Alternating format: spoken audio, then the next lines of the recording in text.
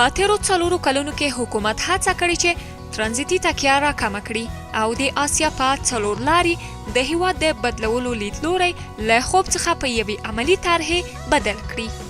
حکومت د 1990 کال تر تلې میاشتې له کابل، کندهار او هرات ولایتونو د هوایي ترانزیت څو دهلیزونه هند، قزاقستان، ترکیه، سعودي عربستان او اروپا ته جوړ کړي دي چې تر دې دمه د 15 میلیون امریکایي ډالرو په ارزښت 3200 تنه محصولات صادر شوي دي. په نږدې راتلونکي کې به متحده عربي اماراتو، چین او روسیې ته د هوایي ترانزیت نوي دهلیزونه جوړ شي. د انګور شیدې ښه صادر شو او خارج ته زموږ اقتصاد یې ډېره ګټه کړې ده او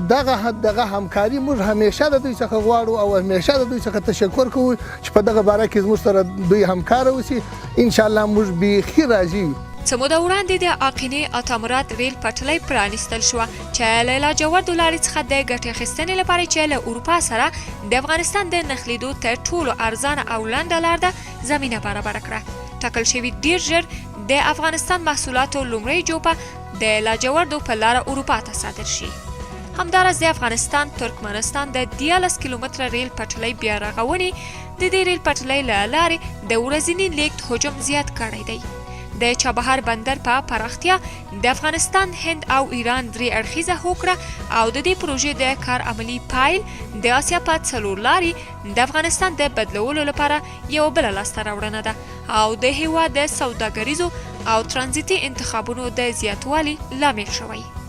د ټاپي ګازو نللیکې او کاسازر برېښنا لیږد پروژه او له ترکمنستان څخه پاکستان ته د افغانستان له لارې د 1500 کیلو وولټ برېښنا لیږد او همداراز د ټاپي ګازو نللیکې په اوږدو کې د نوري فایبر پروژه د ترانزیتي انرژۍ او معلوماتو په قطب د هیواد د بدلیدو زیری ورکوي.